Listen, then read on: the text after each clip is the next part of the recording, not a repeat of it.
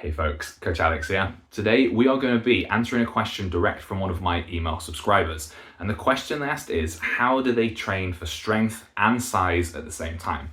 It's the a tale as old as time, this one. How do you train to get as big as possible and as strong as possible?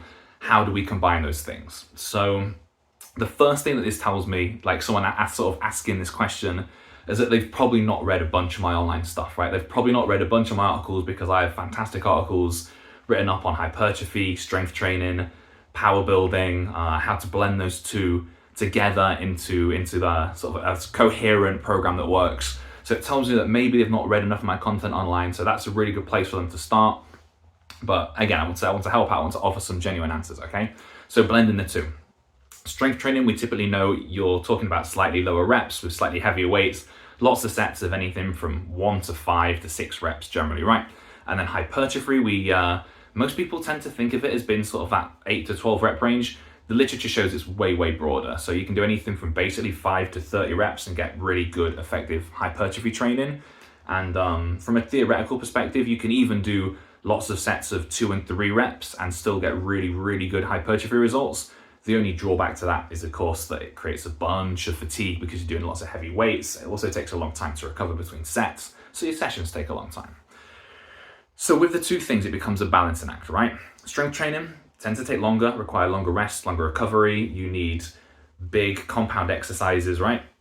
Hypertrophy training, you're more trying to target specific muscle groups. So you can use a lot more isolated training. You can use a much broader variety of rep schemes. So you have these two types of training that, yes, they're both in the gym, they're both resistance training.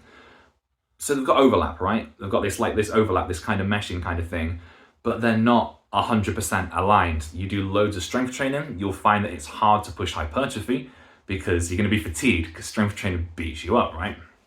At least that's what most athletes tend to find to be the case, especially the bigger and stronger you get.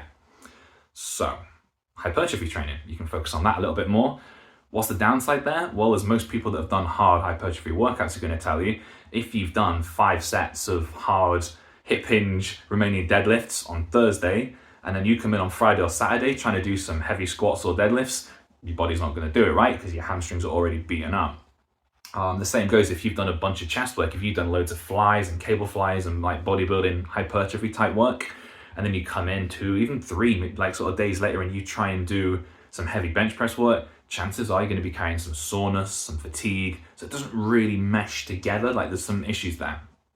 So you've got 2 conceptual approaches, right? And I'm going to provide both of them for you to do. The first power building approach, and I tend to use this one more with beginners, early intermediates, and this is like a hybrid approach where you'll do both concurrently. So you'd start a day and you would do your strength training movement, bench press. For instance, say we're doing a chest or an upper body day, you would do bench press, 5 sets of 5, something like that, just a really simple example. And then you would follow that with some chest hypertrophy work. So maybe some dumbbell flies, some cable flies. Then you follow it up with just some general upper body assistance work, maybe some cable sort of hypertrophy work for your shoulders, maybe some extra work for your back, whatever you fancy, right? But you get the general idea.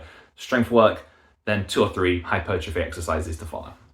You can do the same with the legs. You get like heavy squats, and then you might do some sort of lighter lunges or some hack squats or something afterwards, right? You get the general idea. That's approach 1. And then you got the second approach. So approach 1 is good for beginners, for early intermediates. But just because of all the issues I discussed before, that kind of interference effect to the 2 training modalities, you will reach a point where that style of training will become a little bit self-limiting. For a lot of people anyway. It might not for you, but for a lot of people and for dozens of people that I've coached, it does become self-limiting after a point. So what you're going to want to do is introduce just some basic, I say basic, it's not super basic, but it's just phase potentiation or phase periodization, right? So you have 1 phase, dedicated hypertrophy. Maybe it's anywhere from 4 to 8 weeks. And then after that, you do some dedicated strength training, 4 to 8 weeks. So in the hypertrophy block, you train purely for hypertrophy, purely for size, classic bodybuilding work. I'm not suggesting that you go all the way up to sets of 20 to 30 reps, just because that's probably going to take you quite far away from those heavy rep schemes that we're going to want to eventually get back to. But you could do lots of work, anything from 5 to 15 reps, 5 to 20 reps.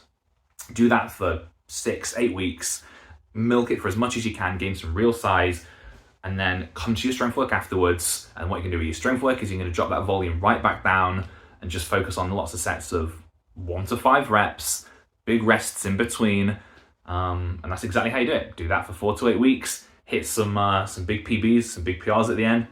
That is it. That is your process in a nutshell. That is how you train for strength and size at the same time, right? You either prioritize them in a workout, so you do your strength work first and then your hypertrophy. It's going to work for a while. Or what you want to do is you think longer term about periodizing your training. Hypertrophy block, strength block. So size block, then strength block, okay? So if you think about a 16-week period of training, what you're going to do is 8 weeks of one, 8 weeks of the other. If you're thinking of a 12-week period of training, it's 6 of one, 6 of the other. Really simple approach, very, very effective, especially if you've been training for a lot longer, if you're bigger, if you're stronger, probably that's the approach you're going to want to take. Right, that is basically it for today. If you found this video useful, if you think that someone else would benefit from it, then please do share it around. Hit the like button, do the whole share, subscribe thing. I'm sure it's useful for the algorithm, right?